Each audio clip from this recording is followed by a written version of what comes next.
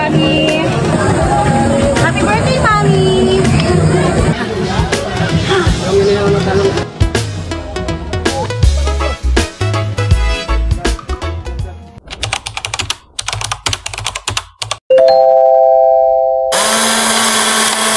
Hello guys, good morning! Today is April 29.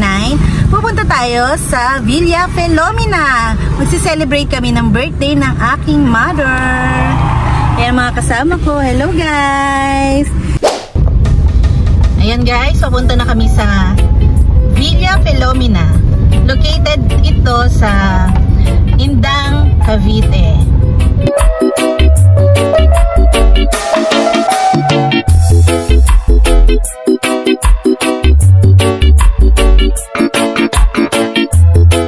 Pero bago kami pumunta sa resort, dumaan muna kami sa Fortune King para bumili ng butane na gagamitin namin sa portable stove na dala namin. Bala kasi namin magsangyupsal. Magtanong ka kaya ng butane? Umikot-ikot nga pala kami niyan para hanapin yung butane. Yung pala nandun lang siya malapit sa counter. Eto nga palang store na to ay parang maliit na mall.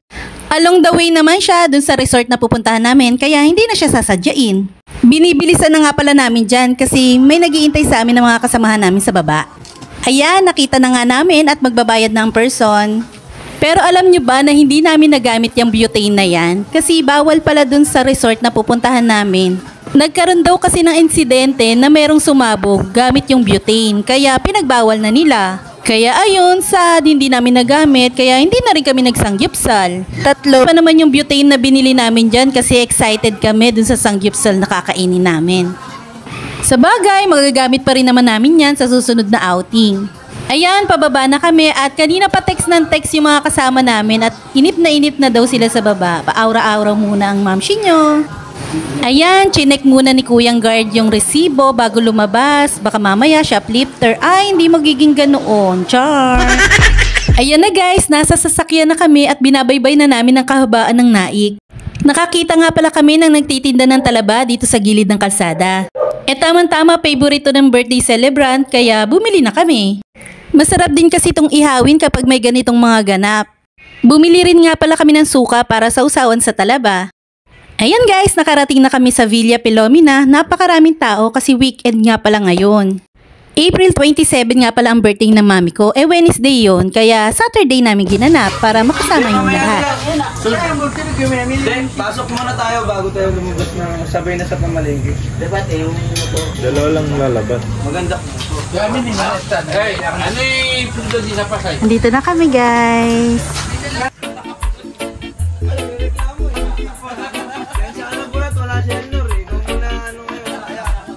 Ayan, nagbabayad na ng entrance ang inyong mamshi. Tinatanong ko nga pala dyan kung ano yung magandang cottage na hindi delikado sa bata.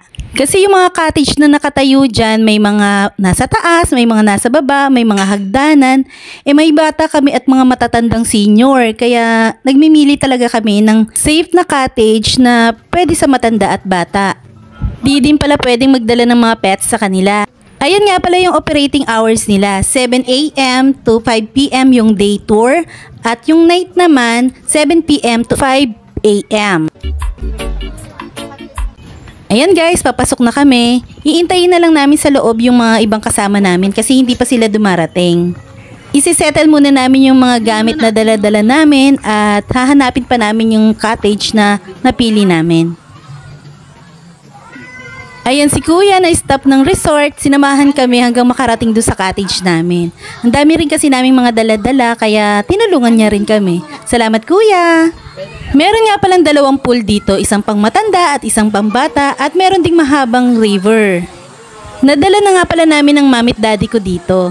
Nagustuhan nila yung ilog kasi may falls daw kaya dito na lang din ni-request ni mami ganapin yung birthday niya. Ayan guys, sabi ko sa inyo, ang daming hagdanan pababa, pataas, kaya mahihirapan talaga ang mga senior. Nakita na nga pala namin yung cottage, kaya lang hindi namin nagustuhan kasi pangit yung pinaka-location niya. Delikado yung bata kasi sobrang taas. Kaya lang, eto may ihawan eh, oh. Eto may ihawan. Malapit din sa ihawan yun. Pero maraming tao. Ayan guys, nakakita na kami ng magandang pwesto, buti na lang available. Nasa gitna siya ng ilog at pool kaya okay na okay siya. Happy birthday, Mommy! Happy birthday, Mommy! Ayan guys, nai-prepare na namin ng handa. Sobrang nakakatakam siya talaga, grabe. Guys, kulang pa yung mga yan kasi yung mga isda nasa ihawan pa at hindi pa nadadala dyan. Ganyan kami katakaw. Char!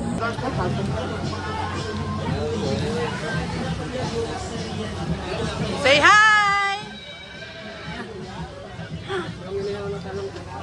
Guys, hindi ba halatang gutom na gutom sa kakahanap ng cottage? Sarap ba yan?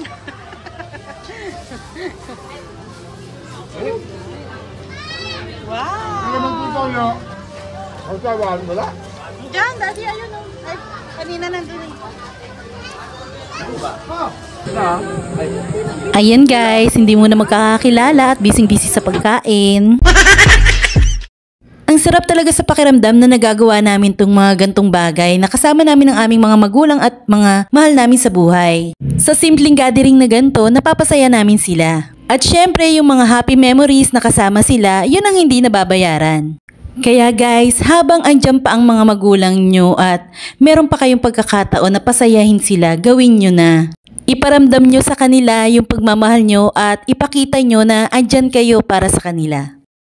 Minsan kasi kapag meron na tayong sari-sariling pamilya at meron na tayong kanya-kanyang priority sa buhay, nalilimutan natin na andyan sila para sa atin. Kaya Mommy at Daddy, hindi ko man laging nasasabi sa inyo pero alam ko napaparamdam ko sa inyo na mahal ko kayo. Kahit anong mangyari, aalagaan namin kayong dalawa ng kapatid ko. Wish lang namin kay God na makasama pa namin kayo ng mahabang panahon pa. At marami pang gantong celebration ang gagawin natin na magkakasama. Guys, kulang pa yung mga bisita na yan at marami pang darating kaming iniintay. Ayan, yung nakayelo na yan kapatid ng daddy ko. Napaka-sweet ng taong yan kasi kahit saan kami makita ay binabati kami. Sabay kinikis kami sa ulo. Abay ang daddy ko naligo na, magpapagutom daw ulit siya. Nainggit kami sa daddy ko kaya nagsiliguan na rin kami. Kaso lang, hindi na kami nakapag-take ng videos dyan. Kasi yung pinsan ko na yung may dala ng camera. Kala naman namin, binibidyohan kami. Yung pala, kinukuha nila kami ng mga pictures. Kaya ayan, puro picture.